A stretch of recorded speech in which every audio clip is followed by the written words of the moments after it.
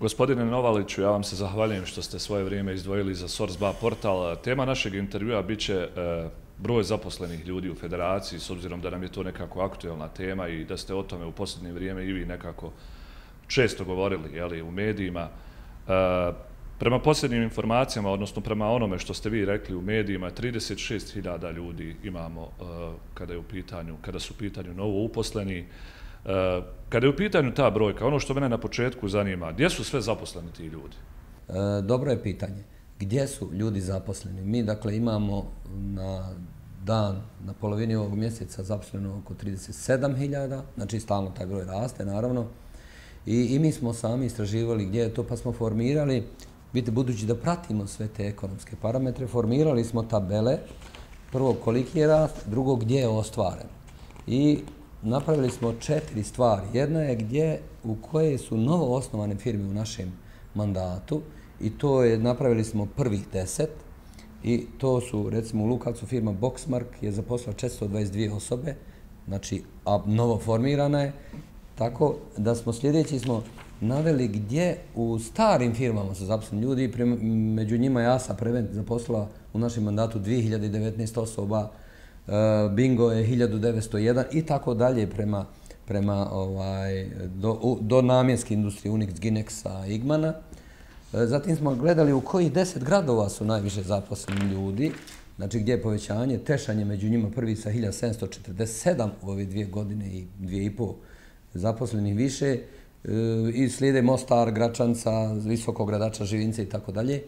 I konačno smo gledali u kojoj strukturi je zaposlena, u kojoj industriji, u kojim industrijama, i vidjeli smo da je to prerađivačka industrija, što je nama vrlo značajno, jer tako nije znači resursna, nego prerađivačka industrija, a prateći broj registrovanih preduzeća smo vidjeli da je privrednih društava više za 2740. Vi znate šta je privredno društvo, to je obično više od 10, jel tako, gdje može biti jedan i više suvlasnika, a broj obrta je, dakle, na određen način zadržao se, broj obrta je ostao na 47.000 obrta, ali broj uposlenih u obrtima je narastao za 9.000.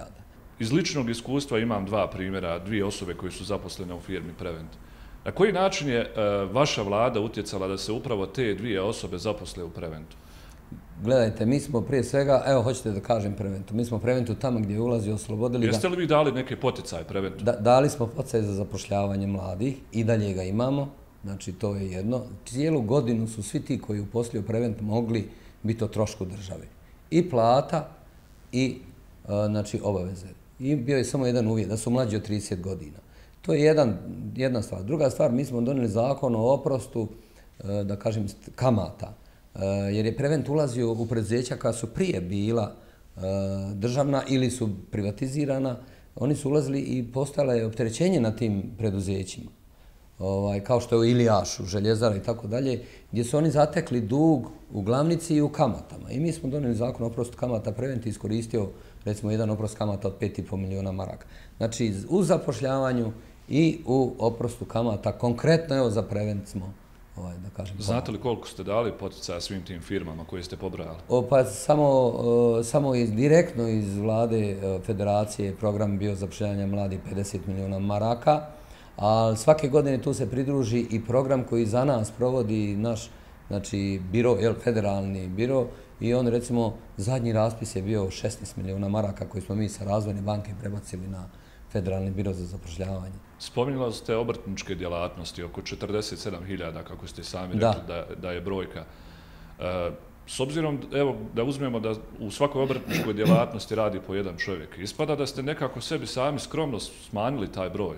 Ne, 1,2. Znači radi u 47.000 radi... Kako da imamo 36.000 novouposlenih, ako je 50.000 obrtničkih djelatnosti? Ne, to je ukupno i u privrednim društvima i u obrtima, budući da javna uprava nije zapošljavala u našem mandatu, nije povećavala broj, znači ovaj broj je sav u privrednim društvima i u obrtima. To su te 2 pravne kategorije koje mi nazivamo realni sektor. Znači, obrtnici su zaposlili 9.000 od tih 37. 9.000. Znači, to je izuzetno dobro. I zapošljavaju jedan obrt, zapošljava 1,2 uposlenog. Svi smo svjedoci da ni pekara, ni firma koja pravi oluke i tako dalje ne može biti na jednom na jednoj osobi i vidimo tu je ogroman kapacitet. Mi smo zvali prije 2-3 sedmice novu upravu obrtničke komore i rekli šta je to što vam smeta. I rekli su nama smeta u zakonu to što mi obrtnici moramo garantirati svojom ličnom imovinom. I mi smo napravili novi zakon, evo ga na parlamentu, u kome obrtnici ne garantiraju ličnom imovinu. Kada ste vi došli na mjesto premijera Federacije Bosne i Hercegovine, 476.374 čovjeka su bila zaposlena. Danas je ta brojka 512.336, možda se i povećala, evo, posljednjih mjesec dana. Svaki mjesec šeta. Međutim, evo, s druge strane, Zavod za zapošljavanje Federacije ima sasvim drugačije brojke od Poreske uprave. Naprimjer, oni, kada ste vi došli u martu 2015. godine, broj zaposlenih je bio 446.304, a posljednja brojka je 473.841. Dakle, to je ukupno broj od nekih 27.537 ljudi. Kako sad da nam nedostaje 8.500 ljudi? Vi ste rekli Zavod za zapošljavanje, radi se o Zavodu za statistiku. Znači, to su podaci Zavoda za statistiku. Ovo su podaci Zavoda za zapošljavanje koje sam ja skinuo sinoć sa njihove strane. Oni su povukli Zavoda za statistiku, jer Zavod za zapošljavanje ne registrira zaposlene jer ih ne zapošljavaju se svi sa biroa, sa zavoda, zapošljavaju se ljudi slobodnim kanalima, sopstvenim, tako što se prijavaju u firmu, a da nisu bili na Zavodu za zapošljavanje. Znači, analitičari kažu da statistike, odnosno brojke Poreske uprave, brojni ekonomski analitičari su to i pred našim kamerama rekli, da podaci Poreske uprave nisu validni. Zašto? I vi ste prva vlada, tako su rekli, vi ste prva vlada koja se vodi rezultatima Poreske. Zbog čega? Pogledajte, jedini tačni podaci Poreske uprave. Jer onog momenta kad se zaposli čovjek i popuni obrazac u bilo kojem pravnom subjektu ili obrtu, on je zaposlen i za njega se dužno plaćati obaveze. Kad tad će te obaveze biti plaćene, čak i ako neko preduzeće ne plaća, jer ulazi u knjigovodstvo kao teret. Znači, to je jedini pravi broj. Mi statistički broj pratimo, ali on nije tačan zato što statistika ispod 10 uposlenih ne broji. Pa ne broji, dakle, nije ispod 5 uposlenih, ne broji. Šta nam je onda svrha svih tih zavoda ako to nisu validni podaci? Zbog čega ih plaćamo? Statistika ima rezultate popisa, pa prema tome može sve podatke skidati, jel tako? Ona uvijek stupa na mjesto gdje nemamo podataka iz administrativnih izvora. Kad je u pitanju zaposlenost, mi ih imamo. Statistika može biti validna u slučaju nezaposlenosti, jer svjedoci ste da na birovu ne sjede samo ljudi koji traže posao, slažete se, nego neki koji hoće zdravstveno osiguranje, neke prinadležnosti od kantona dobivaju po osnovu nezaposlenosti, tako da statistika tamo sad recimo kad izmjeri nezaposlenost, i oni zajedno sa Svjetskom bankom kažu nije 351.000 nezaposlenih, nego je 220. Zašto mislite da su se vaši prethodnici vodili statistikom Zavoda za zapošljavanje Federacije, da ste vi prva vlada koja se vodi statistikom Poreske uprave? Gledajte, pa hoćemo li reći koliko je u prethodnom mandatu po statistici Porezne uprave zaposleno ljudi? Evo reći vam 12.000, od toga 5.270 u javnoj upravi. Znači 12.000. Evo ako je i pogrešan način vođenja, je li tako? Jasno je da u relativnom uporedbom podataka vidimo da imamo 3 puta veće zapošljavanje. I to u manjem roku. Ono je za 4 godine, ovo je za 2 godine i 4 mjeseca. Šta je sa ljudima koji dobiju poticaj od vlade i federacije, konkretno koju vi vodite? Odjeli se oni kao zaposleni ako im se uplati taj poticaj pa ga moraju prijaviti Poreskoj? On je zaposlen, čovjek je zaposlen onog momenta kad za njega neki pravni subjekt popuni obrazac o zapošljavanju i OTS 3001. Može li taj pravni subjekt biti vlada federacije koja mu da poticaj? Pravni subjekt, vlada federacije može biti pravni subjekt pri zapošljavanju samo ako ona sama zapošljava, a svjedoci smo da imamo 300 i nešto ljudi manje zaposleni u vladi federacije.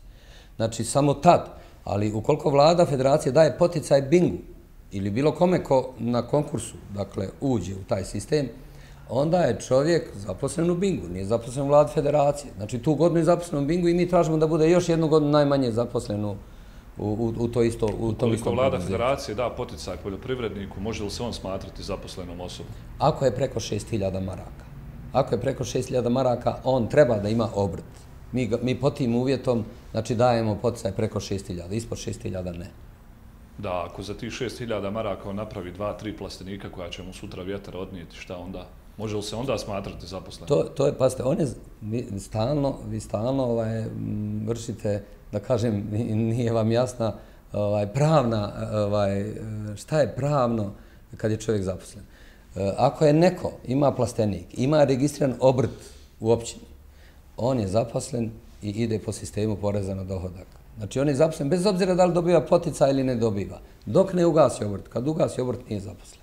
Šta je konkretna definicija i šta Poreska uprava zaista smatra zaposlenjem kada se uzima taj neki realni broj zaposlenih ljudi ili se može nekako, da kaže, manipulisati i napumpavati te brojke? Jedino se taj broj ne može manipulisati.